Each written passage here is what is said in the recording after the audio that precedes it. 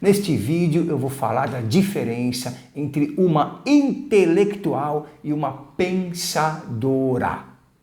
Intelectual e pensadora, a diferença, as diferenças. E obviamente eu estou começando no feminino, né, que é justamente para valorizar as mulheres, para acabar com o machismo reinante na nossa língua, na nossa cultura. Ao invés de começar falando da diferença entre um intelectual e um pensador, eu estou começando falando da diferença entre uma intelectual e uma pensadora.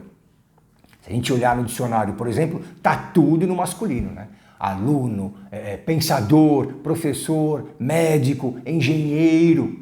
O certo é você intercalar o feminino com o masculino com o feminino, aluna, engenheiro, advogada, médico. Se bem que eu não falei na ordem alfabética, né? Mas tem que intercalar o masculino com o feminino. Um professor, por exemplo, que entra numa sala de aula, ele não vai falar, tá errado, ele fala assim, bom dia a todos. Tá errado. Tá reforçando o machismo, tá reforçando a opressão mesmo em cima das mulheres. Ele tem que falar o quê? Bom dia a todos e a todas. Aí numa outra aula ele fala, bom dia a todas e a todos. Tendo em vista isso, neste vídeo, né, eu vou falar da diferença entre uma intelectual e uma pensadora. E para começo de conversa, quero dizer o quê? Uma intelectual nunca vai ser uma pensadora. Nunca. Uma intelectual é inferior, porque ela é menos inteligente, ela não tem a inteligência de uma pensadora. Quero deixar claro, posso estar me referindo aos homens também, hein? Mas estou falando no feminino, que é justamente para acabar com o machismo reinante. Eu poderia estar muito bem falando de um intelectual, de um pensador, mas vou falar de uma pensadora, de uma intelectual. A intelectual ela é inferior, ela é menos inteligente do que uma pensadora. Uma intelectual simplesmente, meramente vai repetir. Esse é o X, o Y e o Z da questão. Uma intelectual vai repetir o que vem sendo falado há mais ou menos 2.600 anos, quando começou a filosofia lá na Grécia Antiga, com os pré-socráticos, com o tal de Tales de Mileto. Obviamente, quando eu falo intelectual, pensador, pensadora, eu estou me referindo à área de humanas. Filosofia, sociologia, psicologia, vamos colocar aí psicologia como... Porque tem uma discussão, né? Psicologia é humanas ou é biológicas? Psicologia é um bicho estranho, né? Mas obviamente ela é humanas, do meu entendimento. Por quê? Psique mais logos. Essa é a psicologia, é o estudo da alma. Psique é a alma. A alma pensa, a alma tem um logos, como diz Wolfgang Gigurich, né, que é um pós-junguiano aí. A alma é logos, a alma é imagem também, como diz Jung, como diz James Hillman, mas a alma tem uma estrutura filosófica, ela tem uma estrutura humana, de humanas. Nós temos que pensar a alma, os verdadeiros psicólogos são aqueles que pensam a alma. Então por isso que psicologia está na ciência de humanas. É humanas, história, sociologia, filosofia, psicologia, antropologia. Quando eu falo intelectual e pensadora, estou me referindo a essa área de humanas, né? Então, essa intelectual, ela vai simplesmente repetir o que Kant falou, o que Nietzsche falou, o que Anaxímenes falou, o que Sócrates, Platão, Aristóteles falaram, o que Jung falou, o que Freud falou. Essa intelectual ela vai ler tudo, digamos uma boa intelectual, uma intelectual esforçada, né?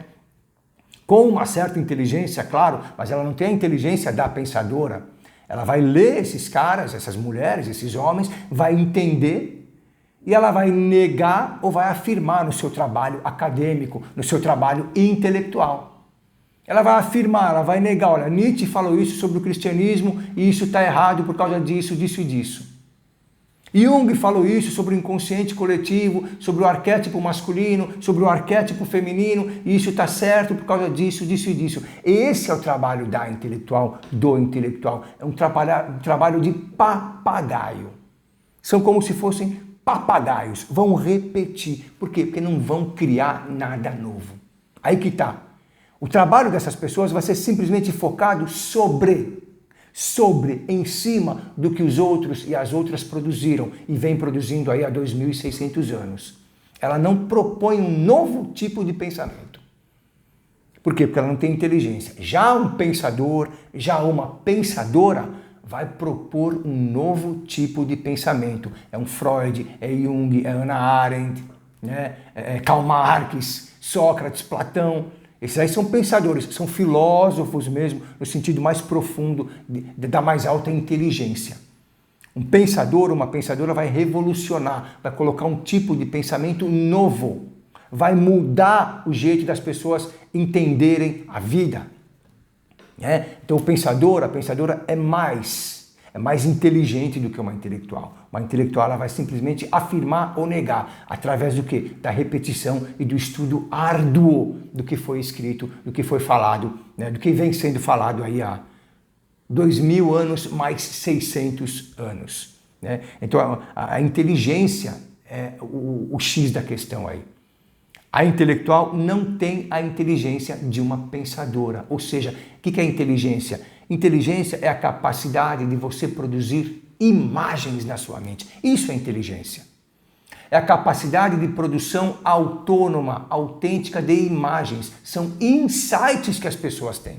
Uma pessoa inteligente, ela automaticamente, autonomamente, inconscientemente não para de produzir imagens, não para de ter insights sobre o que quer que essa pessoa esteja vivendo, esteja pensando, esteja produzindo. Insight, o que é insight? Literalmente é uma visão de dentro. A preposição, né, em inglês quer dizer o quê? Dentro. Sight quer dizer o quê? Vista.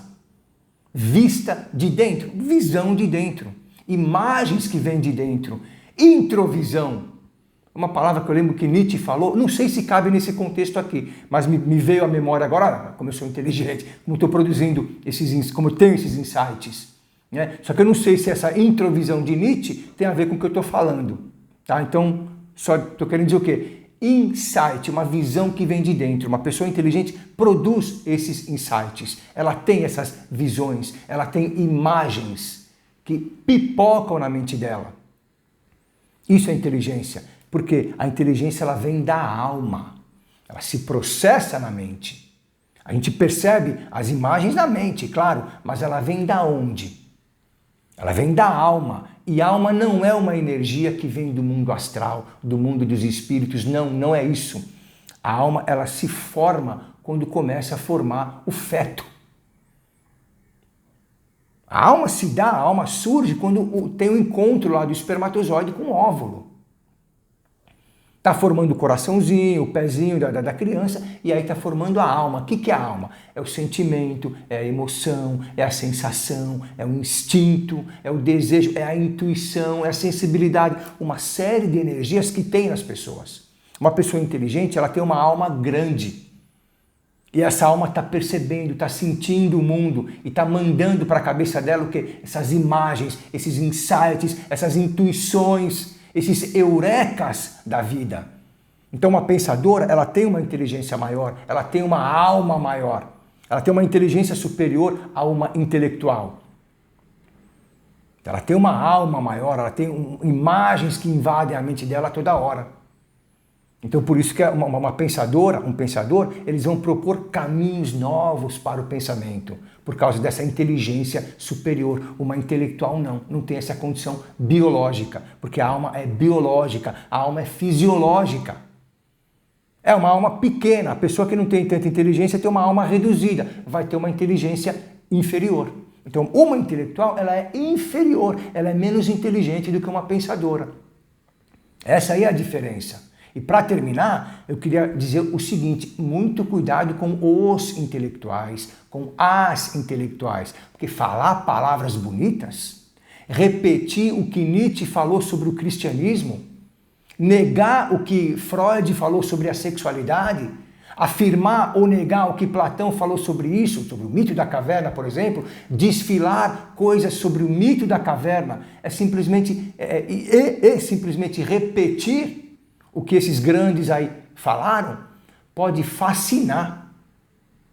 Esse é o perigo do intelectual, principalmente do homem.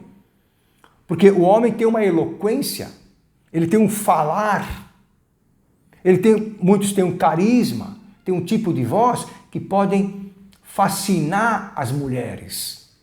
Esse que é o perigo dos intelectuais, porque eles não são muito inteligentes, mas eles fascinam, porque eles mostram um conhecimento que não é deles, é prévio. É de Nietzsche, Sócrates, Platão, Santo Agostinho, Kant, Camus, né? John Stuart Mill, Hannah Arendt, Anaxímenes, Pitágoras, Demócrito. Demócrito, será que tem a ver com democracia? Demócrito, um filósofo lá pré-socrático, será que tem a ver com democracia? Mesma raiz, né? Demócrito, democracia. Então, essa intelectual, agora esse intelectual, estou falando dos homens, né? Dos intelectuais, eles provocam, principalmente nas mulheres, uma fascinação, um encantamento. E Jung explica isso. Jung explica isso, porque o jeito que a pessoa fala, que o cara fala, vai despertar o ânimos nas mulheres. Então elas têm essa fascinação, esse encantamento, eles se apaixonam. É comum, né? É um clichê falar de aluna que se apaixona pelo professor. Por quê? Porque o ânimos dela, o que é ânimos? É o arquétipo masculino que existe no inconsciente coletivo das mulheres. É o arquétipo, é um instinto que existe no inconsciente coletivo das mulheres. Ele vai se projetar naquele professor, naquele intelectual, naquele palestrante falante. Então ela vai se encantar, vai se apaixonar. E se ela vier a conhecer esse cara, se ela vier a se relacionar com esse cara, ela vai tomar um tombo da vida animal, absurdo. Ela vai se decepcionar enormemente. Por quê? Porque ela vai perceber a farsa que ele é. Fala bonito, eloquente, cita Nietzsche, Jung, Karl Marx, Kant com tanta propriedade, mas ele mesmo não produz nada. Ele produz em cima do que foi produzido. Então ele é meio que falso. E aí, quando essas meninas, essas jovens, convivem com esses caras falantes, esses intelectualoides, esses otários, quando convive, quando conhece mesmo, aí que ela percebe a farsa que essa pessoa é. Aí ela percebe o mar de lama dentro do qual ela está, dentro do qual ela se colocou. Porque esse cara é simplesmente uma pessoa que tem uma inteligência reduzida. Não é inteligente, não produz, não muda o tipo de conhecimento como um pensador, como um filósofo realmente o faz. É isso aí, valeu, abraço, tchau.